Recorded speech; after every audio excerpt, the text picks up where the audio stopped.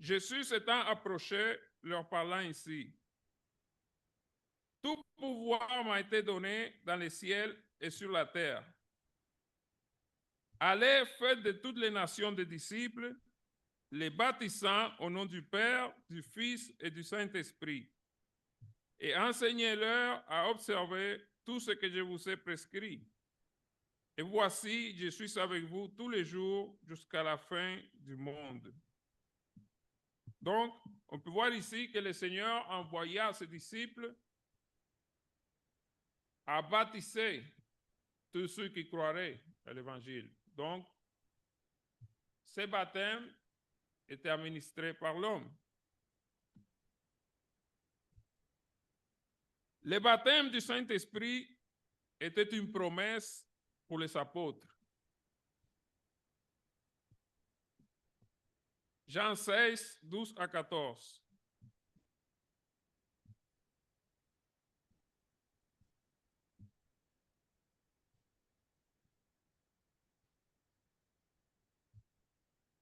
J'ai encore beaucoup de choses à vous dire, mais vous ne pouvez pas les porter maintenant.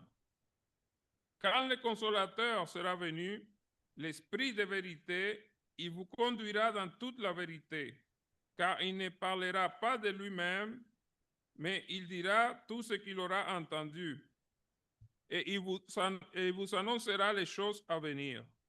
Il me glorifiera parce qu'il prendra de ce qui est à moi et vous l'annoncera.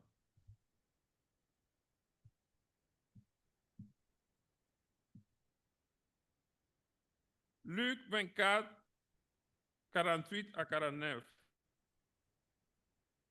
Bon, dans ce passage que nous sommes en train de lire, nous pouvons voir comment le Seigneur déjà annonçait et faisait la promesse aux apôtres de ce baptême du Saint-Esprit qu'ils allaient recevoir. Luc 24, 48 à 49.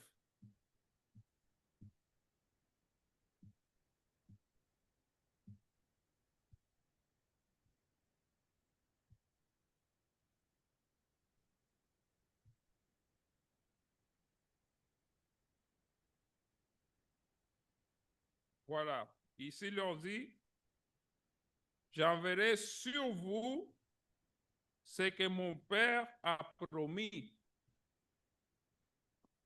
Donc, il allait envoyer sur eux le Saint-Esprit que le Père leur avait promis. Et ici, je suis en train de parler à ses apôtres.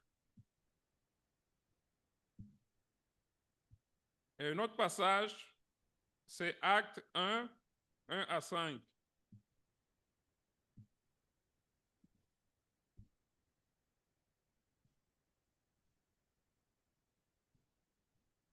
Je vais le lire. Théophile, j'ai parlé dans mon premier livre de tout ce que Jésus a commencé de faire et d'enseigner dans les commencements, jusqu'au jour où il fut enlevé au ciel, après avoir donné ses ordres par le Saint-Esprit aux apôtres qu'il avait choisis. Après qu'il eut souffert, il leur apparut vivant et leur en donna plusieurs preuves, se montrant à eux pendant 40 jours et parlant des choses qui concernaient le royaume de Dieu. Comme il se trouvait avec eux, il leur recommanda de ne pas s'éloigner de Jérusalem, mais d'attendre ce que le Père avait promis. Ce que je vous ai annoncé, leur dit-il, car Jean a baptisé d'eau, mais vous, dans peu de jours, vous serez baptisés du Saint-Esprit. Voilà qu'est-ce que le Seigneur a dit à ses apôtres, de la promesse que Dieu leur avait faite, et que dans quelques jours, eux, ils seraient baptisés du Saint-Esprit. Et au verset 8, il dit, mais vous recevrez une puissance, le Saint-Esprit survenant sur vous, et vous serez mes témoins à Jérusalem, dans toute la Judée, dans la Samarie et jusqu'aux extrémités de la terre.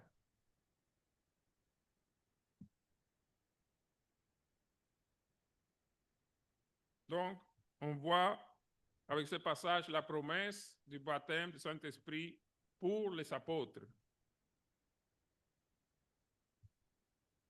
Mais pourtant, le baptême d'eau pour le pardon des péchés n'est pas une promesse, mais c'est un commandement. C'est un commandement du Seigneur à tous ceux qui croient, à tous ceux qui ont cru l'Évangile, afin qu'ils soient lavés de leurs péchés.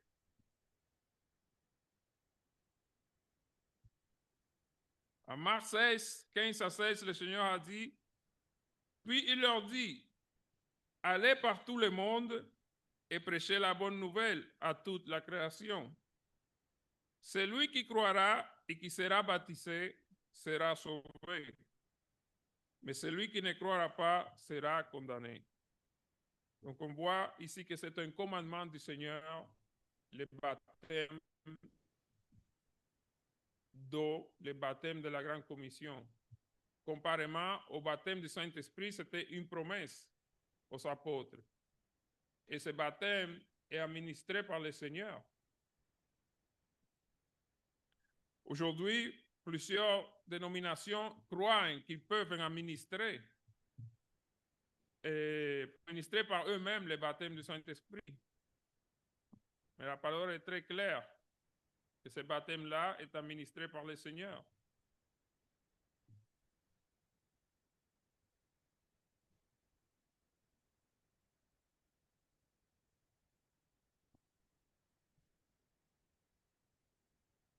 Donc, le baptême du Saint-Esprit était une promesse à recevoir, tandis que le baptême de la Grande Commission est un commandement à obéir.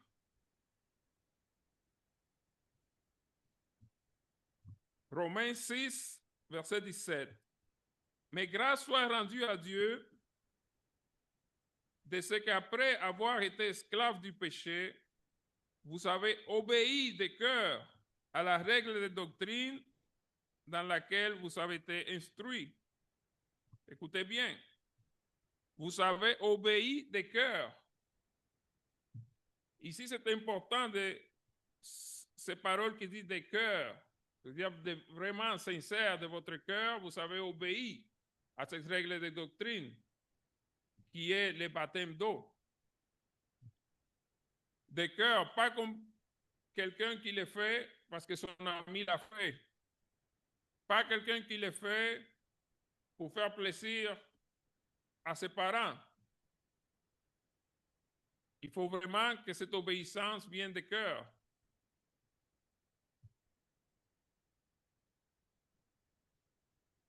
Et cette règle de doctrine à laquelle Paul fait mention ici, il venait juste de l'expliquer dans le même chapitre de Romains 6. Si vous lisez dans Romains 6, 3 à 6, quelle est cette règle de doctrine à laquelle ils ont obéi et devenus libres de l'esclavage du péché. Dans le même chapitre, Romains 6, 3 à 6.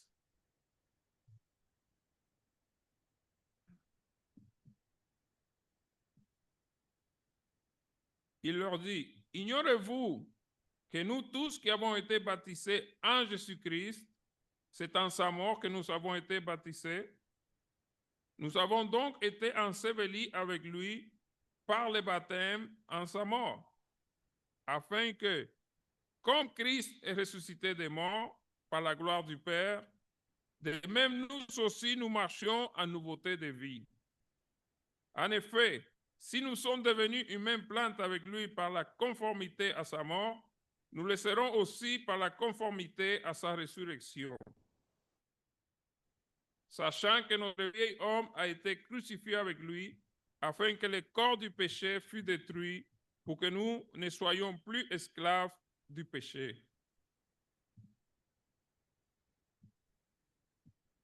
Après avoir lu cela, et que nous pouvons relire Romains 6, 17, nous pouvons comprendre que cette règle de doctrine à laquelle ils ont obéi, c'est le baptême de la Grande Commission. Quand il dit, mais grâce soit rendue à Dieu de ce qu'après avoir été esclave du péché, vous avez obéi de cœur à la règle de doctrine dans laquelle vous avez été instruits. C'est-à-dire qu'ils ont été évangélisés, ils ont été instruits par rapport à ce baptême qu'ils devaient obéir, à ce baptême qu'ils devaient recevoir dans l'eau.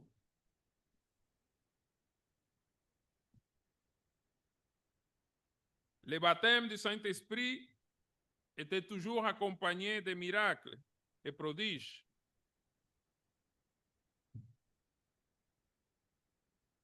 Le baptême d'eau n'est pas accompagné de miracles. Ça me fait penser à un témoignage que notre frère Daniel m'a fait il y a très longtemps. Quand il était baptisé à l'époque à l'église pentecôtiste, il m'a dit qu'en sortant de l'eau, il s'est mis à dire des mots comme en langue, comme on dit. Et il l'a fait pour que les gens qui étaient là approuvent son baptême. Parce que souvent, ils vont dire que si la personne ne parle pas en langue ou il n'y a pas de miracle, c'est qu'il n'a pas reçu le baptême, c'est qu'il n'a pas reçu le Saint-Esprit. Mais comme je vous ai dit, le baptême du Saint-Esprit est administré par le Seigneur et non pas par l'homme.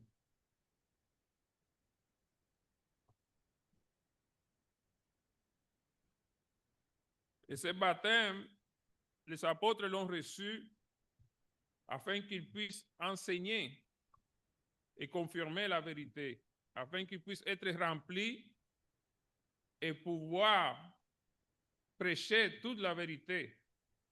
C'est pour cela que le Seigneur les a baptisés et les a remplis aux apôtres. Et frère Kelly, tu as une question?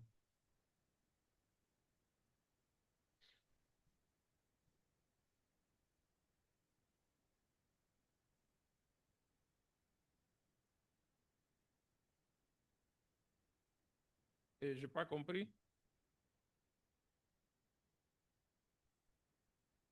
Oui, ça l'a cessé. Oui, cela, ça l'a cessé.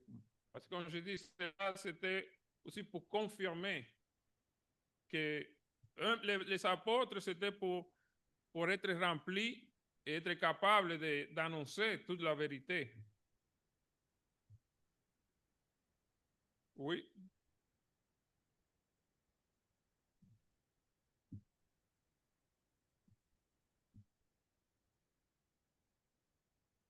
Oui.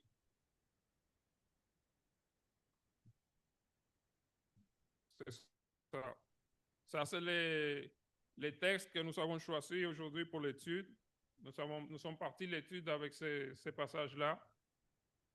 Et j'avais dit que, effectivement, ces passages-là affirment le contexte qu'il y a un seul baptême en forme, en pratique, en croyance, en propos. Que le contexte, ce n'est pas qu'il y a un seul baptême, en voulant dire qu'il faut se baptiser une seule fois. Bien évidemment, si vous recevez le baptême conforme aux Écritures, une seule fois est nécessaire pour le salut de l'âme. Mais si vous n'avez pas reçu le baptême conformément aux Écritures, évidemment, il faut se baptiser à nouveau. Vous pouvez avoir été baptisé 100 fois, et si ce n'est pas conforme aux Écritures, il faut se baptiser à nouveau, conformément aux Écritures. Et comme je dis, le salut de l'âme, c'est quelque chose qu'on ne peut pas prendre à la légère. Si nous n'avons pas reçu le baptême conformément aux Écritures, il vaut mieux pas prendre de chance et le faire conformément aux Écritures. Il ne faut pas se confier en se disant Dieu va me comprendre, Dieu va me pardonner, même si je n'ai pas reçu le baptême qu'il ordonne.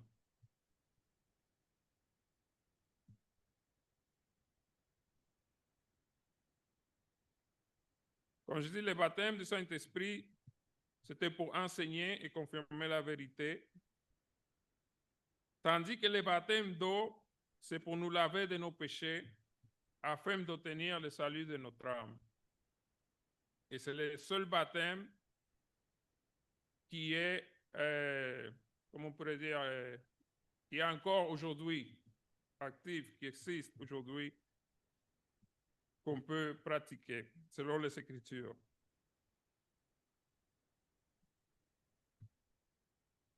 Le Saint-Esprit est descendu sur Corneille afin d'enseigner et confirmer aux Juifs qui étaient là que le salut était aussi pour les non-Juifs. Ça, c'est la raison pour laquelle Corneille et ceux qui étaient avec lui ont parlé en langue. Beaucoup de personnes veulent affirmer que prennent ces passages pour dire voilà, le baptême d'eau n'est pas nécessaire pour être sauvé. Parce que Corneille a parlé en langue et il n'était pas encore baptisé. Mais cela ne voulait pas dire qu'il était sauvé. Que le Saint-Esprit lui a fait parler en langue, ça ne veut pas dire que ses péchés étaient lavés. Et même Pierre, après avoir compris que le salut était pour les non-juifs aussi, tout de suite il a dit, qui peut empêcher l'eau? À eux qui ont reçu le Saint-Esprit comme nous, en faisant référence au jour de la Pentecôte, quand le Saint-Esprit est venu sur eux. C'est là que Pierre faisait référence. Et Corneille et les siens, tout de suite après, ils ont reçu le baptême d'eau pour le pardon de leurs péchés et pour être ajoutés à l'Église. Et pour tout ce qui signifie le baptême, nous allons voir qu'est-ce qui arrive au moment du baptême.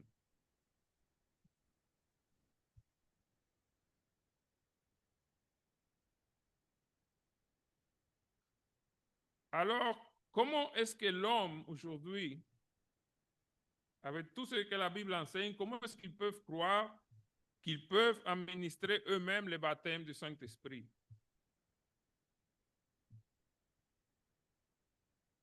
Un passage qui est souvent mal interprété pour dire que nous recevons ce même baptême du Saint-Esprit, c'est en 1 Corinthiens 12, verset 13. 1 Corinthiens 12, verset 13. Ça, c'est un des passages préférés pour les pentecôtistes pour défendre leur doctrine. Ça dit, nous avons tous, en effet, été baptisés dans un seul esprit, pour former un seul corps, soit juif, soit grec, soit esclave, soit libre, et nous avons tous été abreuvés d'un seul esprit. Ce texte nous enseigne que nous avons tous été ajoutés dans ce même corps, avec des dons ou fonctions différentes. Il nous enseigne que c'est le même esprit qui a opéré en nous, l'œuvre qui s'est faite pendant que nous sommes baptisés. Il fait référence à l'ouvrage qu'il a fait en nous lorsque nous avons obéi à l'évangile en nous faisant baptiser dans l'eau. En Philippiens 1, verset 6, la parole dit, « Je suis persuadé que celui qui a commencé en vous cette bonne œuvre la rend parfaite pour les jours de Jésus-Christ. Je suis persuadé que celui qui a commencé en vous cette bonne œuvre la rendra parfaite pour les jours de Jésus-Christ. » Cette œuvre, Dieu l'a commencé en nous lorsque nous avons obéi à l'évangile. C'est dans le baptême que nous avons été régénérés. Régénérer, ça veut dire retour à la vie. Parce qu'avant le baptême, vous êtes mort spirituellement, ce qui veut dire séparation avec Dieu. C'est dans le baptême que nous avons reçu la circoncision spirituelle. Dans l'ancienne alliance, pour faire partie du peuple juif, tous les enfants, garçons, au 8e jour devaient être circoncis. Mais la circoncision de la nouvelle alliance est spirituelle et c'est une œuvre qui fait le même esprit, c'est une œuvre qui fait Dieu au moment où nous nous faisons baptiser pour le pardon des péchés. C'est dans le baptême que nous passons de la mort à la vie, pas avant. Parce que sinon, le baptême n'a aucun sens. Colossiens 2, 11 à 13 est très clair avec ces choses. Colossiens 2, 11 à 13.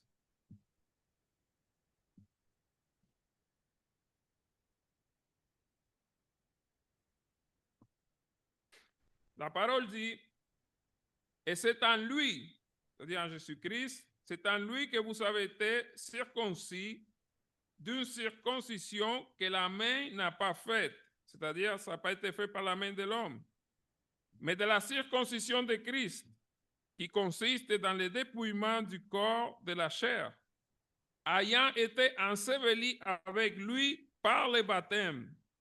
Vous êtes aussi ressuscités en lui et avec lui, par la foi en la puissance de Dieu qui l'a ressuscité des morts. Donc, juste dans ces deux versets, il nous enseigne qu'on reçoit la circoncision spirituelle. Et les versets aussi nous enseignent qu'on est ressuscité, c'est-à-dire qu'on passe de la mort à la vie. Et il dit quand cela est arrivé, ayant été enseveli avec lui par le baptême, non avant. Et verset 13 le confirme. Vous qui étiez morts par vos offenses et par l'incirconcision de votre chair, il vous a rendu à la vie avec lui en nous faisant grâce pour toutes nos offenses. Donc le verset est clair que vous qui étiez morts, par le baptême, vous avez passé de la mort à la vie. Vous avez reçu la circoncision spirituelle, non faite par la main d'homme. Donc c'est très clair que le baptême d'eau est administré par l'homme, mais l'œuvre qui s'est faite dans le baptême, c'est Dieu qui l'a fait. C'est un même esprit qui fait cette œuvre au moment du baptême.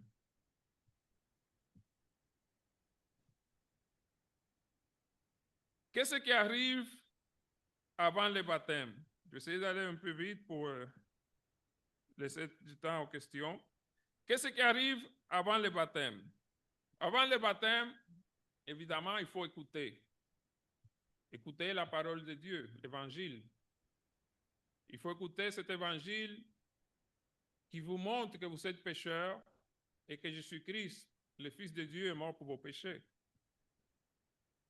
Il faut croire cela. Cela arrive avant le baptême. Il faut se repentir de sa vaine manière de vivre. Il faut confesser, pas confesser vos péchés, mais confesser votre foi en Jésus-Christ. Confesser cette conviction que vous avez en vous qu'il est le Fils de Dieu et qu'il est mort pour vos péchés, qu'il est ressuscité. Ce sont les choses qui doivent arriver avant le baptême. Sinon, c'est comme rentrer dans l'eau et sortir. Après le baptême vient la persévérance, persévérer dans la vérité, rester ferme, sans regarder en arrière. La nourriture spirituelle, parce que maintenant que vous êtes vivant spirituellement, vous devez vous nourrir de la parole de Dieu. Jésus même a dit que l'homme ne vivra pas seulement de pain, mais de toute parole qui sort de la bouche de Dieu. Et quand on est né de nouveau, il y a cette soif, cette faim en nous qui nous demande de nous nourrir de sa parole et de bonnes œuvres. Et pour finir, je vais citer quelques exemples de personnes qui ont été sauvées conformément aux Écritures. Les premiers exemples, ce sont les Juifs le jour de la Pentecôte. Ils ont écouté Pierre annoncer l'Évangile. Ils ont cru à ce message parce qu'ils ont été touchés de cœur. Ils ont tellement été touchés de cœur qu'ils ont demandé « Que ferons-nous » Et Pierre leur a dit de se repentir et de se faire baptiser, chacun d'eux, pour le pardon des péchés et qui recevraient les dons du Saint-Esprit. Donc, on voit là toutes les étapes: écouter, croire, se repentir, confesser, se faire baptiser. Toutes ces étapes se sont regroupées là. L'autre exemple, c'est Paul. Paul aussi, il a écouté le Seigneur qui lui est apparu. Il a cru et il s'est repenti. Et c'est évidemment, quand on lit, qu'on voit qu'il était 3 jours à prier.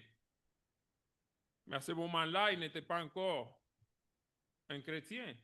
Il n'était pas encore, il n'avait pas encore lavé ses péchés. Malgré que les baptistes affirment beaucoup pour défendre leur doctrine que le baptême n'est pas nécessaire, quand Ananias vient voir Paul, il lui dit: frère Paul. Ils disent: voilà, il l'appelle frère, ça veut dire qu'il était déjà un chrétien. Mais parmi les Juifs, il y a tout le temps eu cette coutume ou cette habitude de s'appeler frère entre eux. Donc, ce n'est pas parce que c'était un frère en Christ qu'il lui a dit qu'il l'appelait frère. Mais Ananias comprenait qu'il lui manquait quelque chose. C'est pour ça qu'il lui a dit: pourquoi t'arrêtes-tu? Lève-toi et lave tes péchés en te faisant baptiser. Et c'est ce que Paul a fait. Il lui a dit clairement: lave tes péchés. Si ces péchés seraient déjà lavés, pourquoi il lui aurait ordonné? Il lui aurait dit: lève-toi. Pourquoi tardes-tu? Pourquoi t'arrêtes-tu? Ne t'arrête pas, viens. Lève-toi, lave tes péchés en te faisant baptiser. Et c'est là que Paul est devenu un frère en Christ. Un autre exemple, c'est l'eunuque. Lui qui allait dans les chemins, qui lisait le prophète Esaïe, et ne savait même pas qu'est-ce qu'il lisait. Il se demandait de qui parlait-il en demandant à Philippe. Et un peu plus loin dans les chemins, il savait déjà qu'il devait se faire baptiser pour le pardon de ses péchés. Donc, c'est évidemment que Philippe lui a annoncé l'évangile et lui a dit que s'il se faisait baptiser dans l'eau, il allait être pardonné de ses péchés. Et dès qu'il a vu l'eau, il n'a pas hésité. Il a dit: voici de l'eau, qu'est-ce qui empêche que je sois baptisé? C'est comme s'il dit: qu'est-ce qui empêche que je sois sauvé? Et ils sont descendus tous les deux dans l'eau. Il a plongé dans l'eau. Et la mission de Philippe s'est terminée là parce que l'Esprit de Dieu l'a enlevé. Et c'est là que l'eunuque, la parole dit qu'il a continué son chemin tout joyeux. Et le dernier que nous avons vu tantôt, c'est Corneille. Corneille, Pierre est allé et Pierre lui a annoncé l'évangile. Mais Pierre, quand lui a annoncé, il n'était pas encore sûr, il ne comprenait pas trop bien pourquoi il était là. Il ne croyait pas encore que les non-juifs pouvaient être sauvés aussi. C'est pour cela que le Saint-Esprit lui a donné une signal à Pierre en faisant Corneille parler en langue. Et qu'est-ce qui est arrivé? Corneille lui a demandé de se faire baptiser pour le pardon de ses péchés. C'est comme ça que Corneille aussi est devenu chrétien. Donc, je vais finir là, parce qu'il est déjà 52. Peut-être qu'il y a quelqu'un qui a une question ou un commentaire à faire. Oui, frère Beauvoir.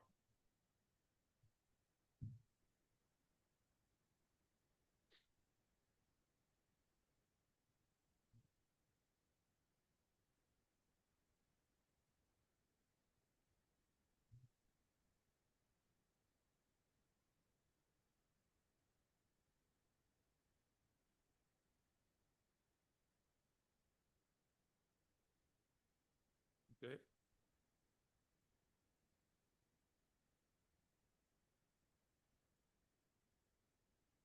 Non, il n'y a pas de différence.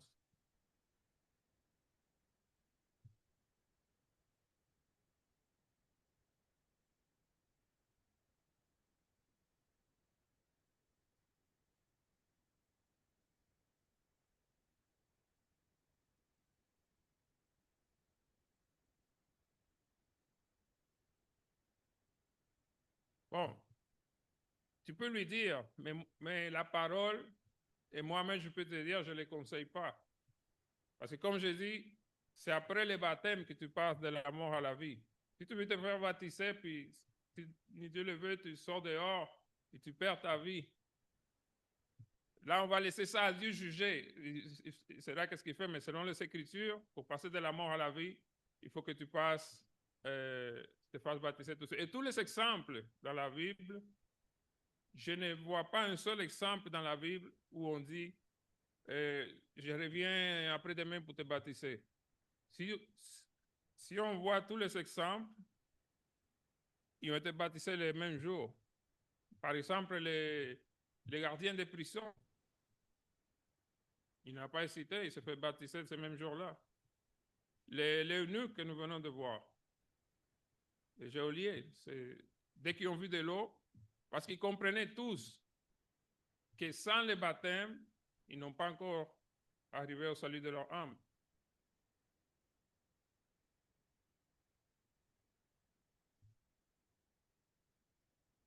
Et il est conforme, parce qu'il a déjà entendu, il a déjà cru. Il y a pas, la parole n'enseigne pas que tu as une limite de temps pour le recevoir.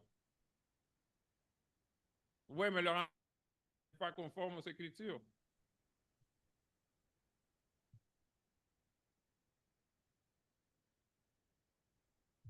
Est-ce qu'il y a une autre question ou commentaire?